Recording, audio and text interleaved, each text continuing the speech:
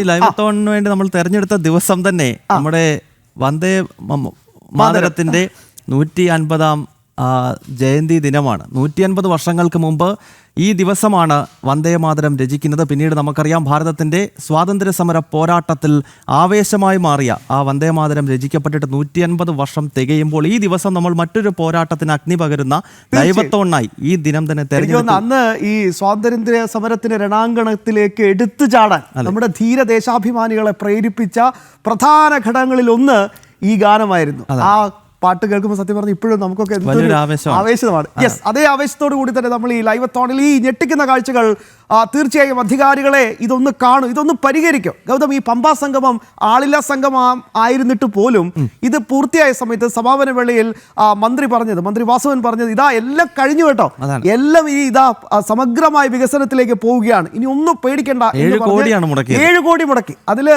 ഒരു 18 അംഗ ഒരു സമിതിയൊക്കെ നിയമിച്ചു. ഇനി ഇവരാണ് എല്ലാം അങ്ങ് ഗംഭീരമാക്കാൻ പോകുന്നതെന്ന് ശ്രീ എസ് ജയകുമാർ, ഇതൊക്കെ എത്ര കേട്ടതാണ് നമ്മൾ. ഒന്നും നടക്കുന്നില്ല, ഒരു കാര്യവുമില്ല. എരുമേലിയിൽ പോലും ശ്രീ എസ് ആർ കുമാർ അങ്ങേ ആ ദൃശ്യങ്ങൾ കണ്ടു കാണുമല്ലോ. പ്രതിദിനം 100,000-ലധികം അയ്യപ്പ ഭക്തന്മാർ വന്നു പോകുന്ന മണ്ഡലകാലത്ത് വളരെ സജീവമാകുന്ന ഒരു നഗരം, അവിടെ പോലും അടിസ്ഥാന സൗകര്യങ്ങൾ ഒരുക്കാൻ ഈ ഭരണകൂടത്തിന് താല്പര്യമില്ല എന്നതാണ് വസ്തുത. ശ്രീ എസ് ആർ കുമാർ അങ്ങേക്ക് പ്രതികരിക്കാം. നമസ്കാരം. ഇന്ന് വളരെ പ്രധാനപ്പെട്ട ഒരു ദിവസമാണ്, അതുകൊണ്ട് അതിൽ നിന്ന് തന്നെ ആരംഭിക്കേണ്ടതായിട്ടുണ്ട്. ഒരിക്കലും മറക്കാൻ പറ്റാത്ത, നമ്മളെല്ലാം വളരെ ചെറുപ്പം മുതൽ തന്നെ ആവേശം കൊള്ളിച്ച, രോമാഞ്ചം പുളകിതരാക്കിയ വന്ദേ മാതരത്തിൻ്റെ സൃഷ്ടി നടന്നിട്ട് 150 വർഷം തികയുന്ന ഒരു പുണ്യ ദിനമാണിന്ന്. ആ ദിനത്തിൻ്റെ ഓർമ്മയിൽ മറ്റ് ചിലതും കൂടെ എൻ്റെ ഓർമ്മയിലേക്ക് വരികയാണ്. കാരണം നമുക്കൊക്കെ അറിയാം, ഇതിൻ്റെ രചയിതാവായ ബങ്കിം ചന്ദ്ര ചാറ്റർജി എഴുതിയതിന് ശേഷം ഇതാദ്യമായിട്ട് ഇത് ചൊല്ലുന്നത് മഹാനായ രവീന്ദ്രനാഥ ടാഗോർജി ആയിരുന്നു. ഇതൊക്കെ പറയുമ്പോൾ നമ്മൾ ശ്രദ്ധിക്കേണ്ട മറ്റൊരു കാര്യം, സാംസ്കാരികമായിട്ട് ഭാരതത്തിൽ ഏറ്റവും ഉയർന്ന തലത്തിലുണ്ടായിരുന്ന ഒരു സംസ്ഥാനമായിരുന്നു ബംഗാൾ. ആ ബംഗാളിൻ്റെ ഇന്നത്തെ അവസ്ഥ എന്താണെന്ന് നമ്മൾ കേരളത്തിലുള്ളവർ ചിന്തിക്കേണ്ടതായിട്ടുണ്ട്. ഇന്ന് ആ ദിവസം ഇത് പറയാതിരിക്കാൻ നിവൃത്തിയില്ല. കാരണം 34 വർഷത്തെ ഇടതുപക്ഷ ഭരണത്തിൻ്റെ കീഴിൽ ഈ സംസ്ഥാനം അകപ്പെട്ടതോടുകൂടി അവിടെ എല്ലാം നശിച്ചു. സംസ്കാരം പാടെ നഷ്ടപ്പെട്ടു. അവിടെ നിന്ന് ബംഗ്ലാദേശികളെ പോലുള്ള, രോഹിംഗ്യകളെ പോലുള്ളവരെ ആകർഷിക്കുന്ന തരത്തിലേക്കുള്ള കാര്യങ്ങൾ മാറി. മാത്രമല്ല, ബംഗാളിൽ ജീവിക്കാൻ നിവൃത്തിയില്ലാതെ കോടാനുകോടി ബംഗാളികൾ ഇന്ന് ഇതര സംസ്ഥാനങ്ങളിൽ കൂലിവേല ചെയ്തും പട്ടിണി കിടന്നും ജീവിക്കേണ്ടതായിട്ടുള്ളൊരവസ്ഥയിലേക്ക് ആ സംസ്ഥാനത്തെ മാറ്റി. ആരാണ്? 34 വർഷം ഭരിച്ച ഇടതുപക്ഷം. അത് വീണ്ടും ആവർത്തിക്കപ്പെടുകയാണ് കേരളത്തിൽ. അത് നമ്മെ ഓർമ്മിപ്പിക്കുകയാണ് ഈ ദിവസം. അത് എന്തുകൊണ്ട് സംഭവിക്കുന്നു എന്നുള്ളതിന് വളരെ വ്യക്തമാണ്. കാരണം ഇന്നിപ്പോൾ കേരളത്തിൽ നമ്മളിപ്പോൾ ചർച്ച ചെയ്യുന്ന ശബരിമല വിഷയം ഉൾപ്പെടെ ദേവസ്വം ബോർഡുകളുടെ എത്രയോ വിഷയങ്ങൾ, സ്വർണ്ണത്തട്ടിപ്പ്, ഇത് സർക്കാർ തുടങ്ങിയ കാലം മുതൽ ഈ സർക്കാർ വന്നതിന് ശേഷം എന്തെല്ലാം പ്രശ്നങ്ങളാണ്, പ്രതിസന്ധികളാണ്, അഴിമതിയാണ്, അക്രമമാണ്, പോലീസിൻ്റെ അതിക്രൂരമായ മർദ്ദനമുറകളാണ് നമ്മൾ കാണുന്നത്. ജനങ്ങൾക്ക് യാതൊരു പരിഗണനയില്ലാതെ പാർട്ടികൾക്ക് മാത്രം, പാർട്ടിയുടെ ചോട്ടാ നേതാക്കന്മാരെ മാത്രം പരീക്ഷിക്കുന്ന തരത്തിലേക്ക് അവർ നിയോഗിക്കുന്ന ദേവസ്വം ബോർഡ് പോലുള്ള പ്രസ്ഥാനങ്ങളിൽ എന്തും നടത്താൻ അവകാശം നൽകി കുറേ പേരെ അത്തരം കാര്യങ്ങൾക്ക് വിടുക, പോലീസുകാരെ അഴിച്ചുവിടുക, എല്ലാ പ്രസ്ഥാനങ്ങളും നമ്മൾ ശ്രദ്ധിച്ചാൽ മനസ്സിലാവും. അപ്പോൾ ഇത് വലിയൊരു നാശത്തിലേക്കാണ് പോകുന്നത് എന്ന് പറയാതെ വയ്യ ഈ ദിനത്തിൽ. കാരണം ഇത് നമ്മൾ ബംഗാളിൻ്റെ സ്ഥിതി എവിടെ നിന്ന് എങ്ങോട്ട് പോയി, കേരളം എവിടെ നിന്ന് എങ്ങോട്ട് സഞ്ചരിക്കുന്നു എന്നുള്ളത് തിരിച്ചറിയേണ്ടത് ഇവിടുത്തെ ബഹുഭൂരിപക്ഷം വരുന്ന നല്ലവരായ ജനങ്ങളാണ്. അവർ തിരിച്ചറിയണം. ഇതിൽ നമുക്കൊരു മോചനം വേണം. അത് വളരെ പ്രധാനപ്പെട്ട ഒരു വിഷയമായതുകൊണ്ടാണ് ഞാൻ തുടക്കത്തിൽ തന്നെ അത് പറയുന്നത്. അതുകൊണ്ട് ഏതായാലും വന്ദേ മാതരത്തിൻ്റെ 150-ാം വർഷം ആഘോഷിക്കുന്ന ആ വേളയിൽ ഞാൻ ഭാരതമാതാവിനെ സ്തുതിച്ചുകൊണ്ട് തന്നെ ആരംഭിക്കാം. നമ്മൾ ഇന്ന് ചർച്ച ചെയ്യുന്ന പ്രധാനപ്പെട്ട വിഷയം ശബരിമലയാണ്. അതിലാദ്യം തന്നെ എനിക്ക് പറയാനുള്ളത്, ജനം TV അഭിനന്ദിക്കുകയാണ് ഞാൻ. കാരണം ഈ വിഷയം തുടക്കം മുതൽ, ഇന്നല്ല, എനിക്കൊന്നു ജനം TVയുടെ ഉത്ഭവം മുതൽ ഇങ്ങോട്ട് വളരെ പ്രധാനപ്പെട്ട ഒരു ചർച്ചാ വിഷയമാക്കി ജനം TV ഇത് കൊണ്ടുവരികയും അതിൻ്റെ അടിസ്ഥാനത്തിൽ 2018 നമുക്കറിയാം എന്താ സംഭവിച്ചെന്ന്. പിന്നീട് ഇങ്ങോട്ടുള്ള ഓരോ സമയവും ഈ ശബരിമലയെ സംരക്ഷിക്കുന്നതിന് മുൻപന്തിയിലുണ്ടായിരുന്ന ഈ ജനം TVയെ അഭിനന്ദിക്കാതെ വയ്യ. ഇന്നും നമുക്കറിയാം ഇത്രത്തോളം കാര്യങ്ങൾ ജനങ്ങളിലേക്ക് എത്തിക്കുകയും എന്തുമാത്രം ആത്മാർത്ഥതയോടാണ് അവിടുത്തെ ഓരോ പ്രവർത്തകരും, റിപ്പോർട്ടേഴ്സ് ആയാലും, ക്യാമറാമാൻ ആയാലും, ഡ്രൈവർമാരായാലും, അതിൻ്റെ തലപ്പത്തുള്ള എല്ലാവരും ശരി, അവരെല്ലാം ഡെസ്കിലുള്ളവരും എല്ലാവരും ഇത്ര കൃത്യതയോടുകൂടി കാര്യങ്ങൾ. ഇന്ന് രാവിലെ ഞാൻ പ്രഭാതത്തിലെ പരിപാടി വളരെ ദീർഘനേരം കണ്ടു. എത്ര മനോഹരമായിട്ടാണ് കാര്യങ്ങൾ അവതരിപ്പിച്ചിരിക്കുന്നത്. എത്ര കൃത്യതയോടെയാണ് നമ്മുടെ ഓരോ റിപ്പോർട്ടർമാർ കാര്യങ്ങൾ അവതരിപ്പിക്കുന്നത്. അതുകൊണ്ട് അത് പറയാതെ വയ്യ, അത് പറയാതെ തുടങ്ങാൻ പറ്റില്ല. ഇനി കാര്യത്തിലേക്ക് വന്നാൽ നമുക്കൊക്കെ അറിയാം, ഒന്ന് രണ്ട് പ്രധാനപ്പെട്ട വിഷയങ്ങൾ പറയാതെ വയ്യ, തുറന്നു തന്നെ ഞാൻ പറയുകയാണ്. ഇത്രയും നാൾ ഈ ശബരിമലയിൽ നടന്ന കൊള്ളകൾ ഇന്നത് പുറത്തേക്ക് വന്നു. എങ്ങനെ പുറത്തേക്ക് വന്നു? അത് യാതൊരു സംശയമില്ല. ശബരിമല സ്പെഷ്യൽ കമ്മീഷണറായിട്ട് ഇപ്പോൾ നിലവിലുള്ള ശ്രീ ജയകൃഷ്ണൻ സാറിൻ്റെ കാര്യം പറയാതെ വയ്യ. അദ്ദേഹമാണ് ഇതിനെല്ലാം തുടക്കമിട്ടത്. അദ്ദേഹം ശബരിമലയിലെ ദ്വാരപാല വിഗ്രഹങ്ങളിൽ ചാർത്തിയിരുന്ന സ്വർണം പൊതിഞ്ഞ വസ്തുക്കൾ കാണാനില്ല എന്ന് പറഞ്ഞ റിപ്പോർട്ടിൻ്റെ അടിസ്ഥാനത്തിലാണ് ഇതെല്ലാം ആരംഭിക്കുന്നത്. അതിൻ്റെ മുമ്പിൽ നമുക്കറിയാം, ഈ ശബരിമലയിൽ പമ്പയിൽ ആഗോള അയ്യപ്പ സംഘം എന്നൊരു തട്ടിപ്പ് സംഘം ആരംഭിച്ചവരോട് ജനങ്ങളുടെ മൊത്തം ശ്രദ്ധ ഈ ദേവസ്വം ബോർഡിലേക്കും ശബരിമലയിലേക്കും കേരള സർക്കാരിലേക്കും ഒക്കെ തിരിഞ്ഞു. ആ ഒരു അവസരത്തിൽ ഇവരെന്തും ചെയ്യും എന്നൊരു തോന്നൽ ജനങ്ങളുടെ മുമ്പിലുള്ള സമയത്താണ് ഈ സ്പെഷ്യൽ കമ്മീഷണറായ ശ്രീ ജയകൃഷ്ണൻ സാറ് അവിടെ പോയി ഈ ഒരു വളരെ ദൗർഭാഗ്യകരമായ അവസ്ഥ അദ്ദേഹം ശ്രദ്ധയിൽപ്പെടുകയും അത് ബഹുമാനപ്പെട്ട ഹൈക്കോടതി ശ്രദ്ധയിൽ കൊണ്ടുവരികയും ചെയ്തു. അപ്പം ഞാൻ ചോദിക്കുന്നൊരു കാര്യം, ഇതിനു മുമ്പ് ഇവിടെ സ്പെഷ്യൽ കമ്മീഷണർമാരൊന്നും ഉണ്ടായിരുന്നില്ലേ? ആദ്യമായിട്ടാണ് ഒരു ജയകൃഷ്ണൻ എന്ന് പറഞ്ഞ ഒരു ഡിസ്ട്രിക്ട് ജഡ്ജിയെ ഇതിലേക്ക് ഉപയോഗിച്ചത്. ഈ മുമ്പുള്ള ഡിസ്ട്രിക്ട് ജഡ്ജിമാരൊക്കെ എന്ത് ചെയ്യായിരുന്നു? ചോദിക്കാതെ വയ്യ. അതിന് കോടതി നടപടി വന്നാലും ശരി, ഇത് ചിന്തിക്കേണ്ട വിഷയമാണ്. കാരണം ഈ തട്ടിപ്പിനെല്ലാം ആരെല്ലാം കൂട്ടുനിൽക്കുന്നു എന്ന് കണ്ട്, അതല്ലെങ്കിൽ ചിലത് ചെയ്യുമ്പോൾ അത് കണ്ടില്ല എന്നടിക്കുന്നവർ, അതല്ലെങ്കിൽ കണ്ടെങ്കിൽ റിപ്പോർട്ട് ചെയ്യുമ്പം അത് പുറത്തേക്ക് വരാതിരിക്കാനുള്ള മറ്റു കാര്യങ്ങൾ, അല്ലെങ്കിൽ അത്തരത്തിൽ ശാസനകളെ മാനിച്ചുകൊണ്ട് അത് മൂടി വെക്കുന്ന ആളുകൾ, ഇവരെല്ലാം പുറത്തേക്ക് കൊണ്ടുവരുന്ന എൻ്റെ അഭിപ്രായം. അല്ലാതെ ഈ കള്ളന്മാരുടെ കൂടെ നമ്മൾ കാണുന്ന അദൃശ്യമായിട്ട് ഒരുപാട് ശക്തികളുണ്ട്, അത് തിരിച്ചറിയണം.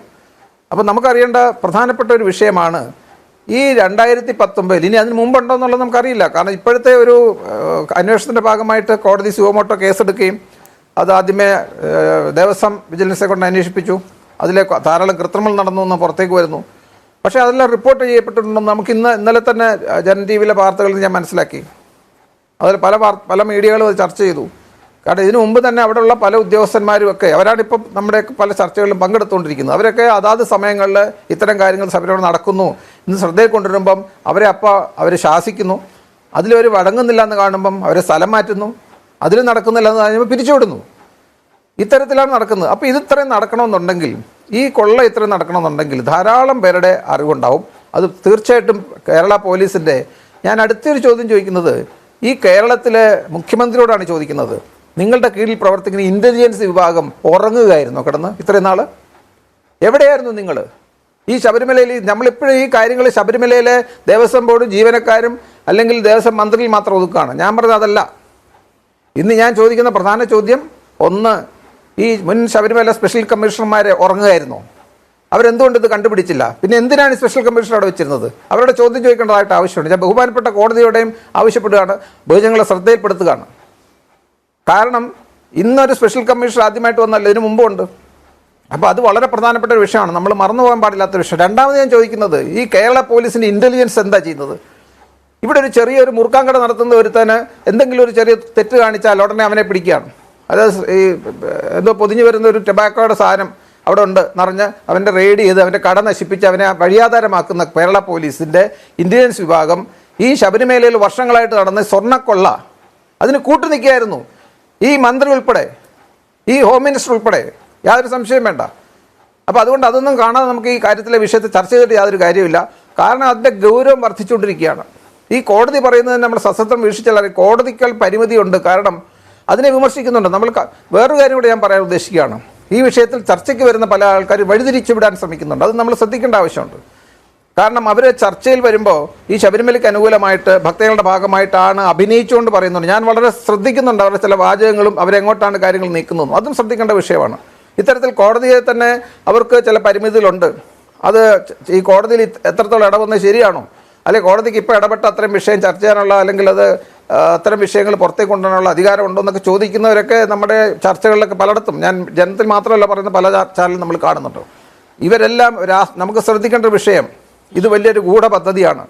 ഇത് ഇൻ്റർനാഷണൽ ഇംപ്ലിക്കേഷൻസ് ഉണ്ട് എന്നുള്ളത് കോടതി തന്നെ പറഞ്ഞു കഴിഞ്ഞു. അതുകൊണ്ട് നമ്മളെല്ലാം, ഞാൻ ജനൻ ടി വിയും അതുപോലെ തന്നെ എല്ലാ ചാനലുകളോടും പറയുകയാണ്, ദയവ് ചെയ്ത് ഈ ചാനലിൽ ചർച്ചയ്ക്ക് വരുന്നവരെ ശ്രദ്ധിക്കണം.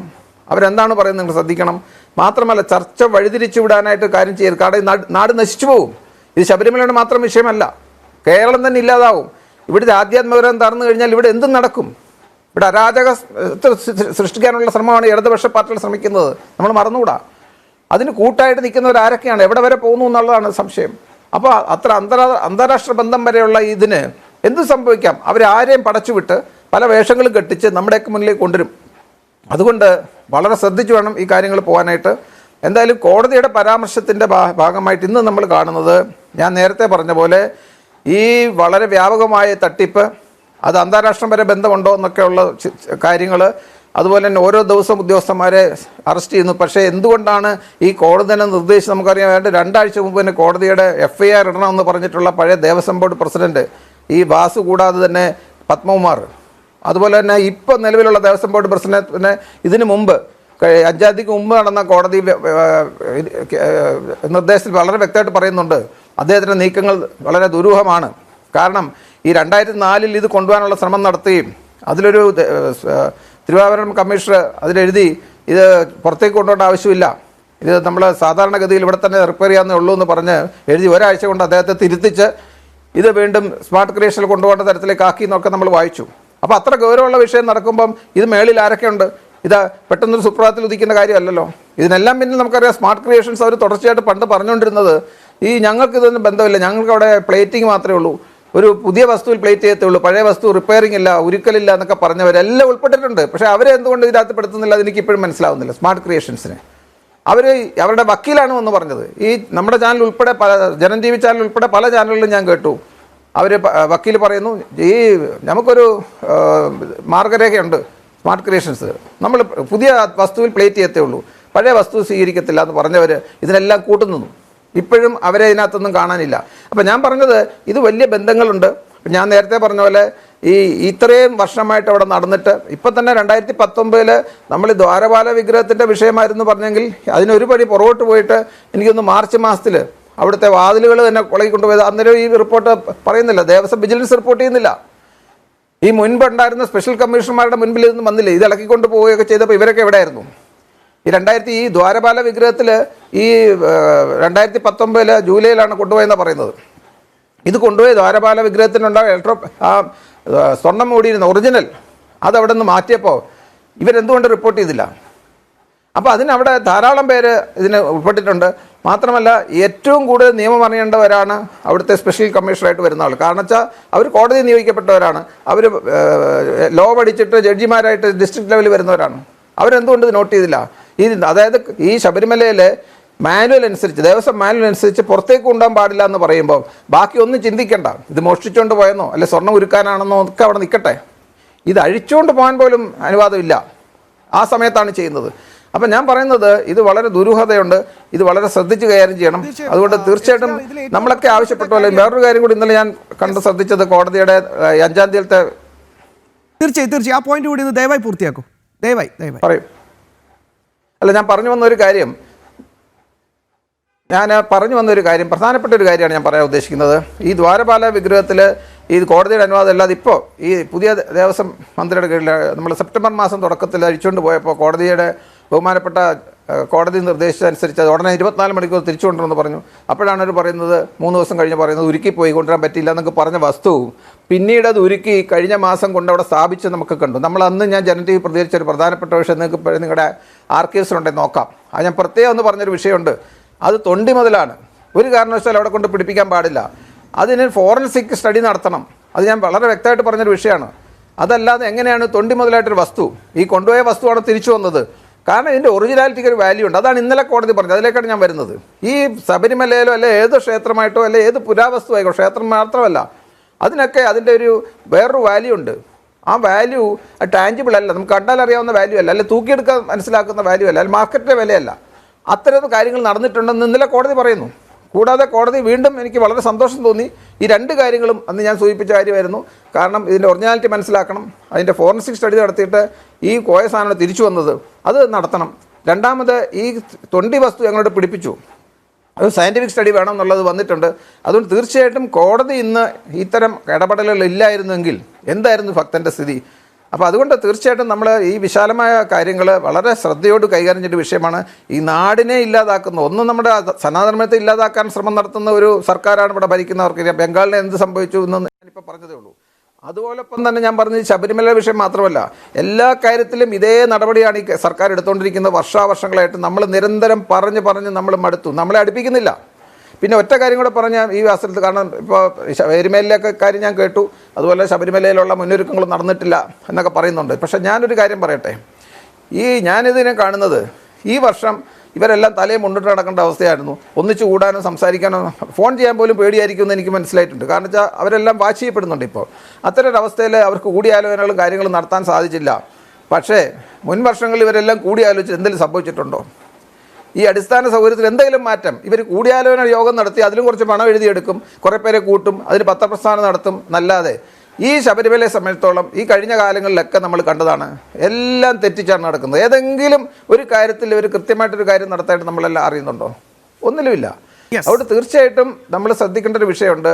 ഈ ശബരിമലയിലെ ഈ കൂടിയാലോചന നടത്തില്ല, അടിസ്ഥാന സൗകര്യത്തിൻ്റെ കാര്യങ്ങൾ ചർച്ച ചെയ്യില്ല എന്ന് പറഞ്ഞുകൊണ്ട് ചർച്ച നടന്നില്ല എന്നേ ഉള്ളൂ. പക്ഷെ ഇത്രയും നാളുകൾ ചർച്ച നടത്തിയതിൻ്റെ ഫലമായിട്ട് ഒരു കാര്യം അവിടെ ചെയ്തിട്ടില്ല. അതുകൊണ്ട് ചർച്ച നടക്കുന്നുണ്ട്. നല്ല എ ക്ലാസ് ക്വാളിറ്റി ബദാം പരിപ്പും അണ്ടിപ്പരിപ്പും നല്ല അടിപൊളി ചായയൊക്കെ കുടിച്ച് ചർച്ചയൊക്കെ ഗംഭീരമായി നടക്കുന്നുണ്ട്. പക്ഷെ എന്നിട്ട് അവരങ്ങ് പോവുകയും ചെയ്യും, അല്ലേ ഗൗതം? അതെ.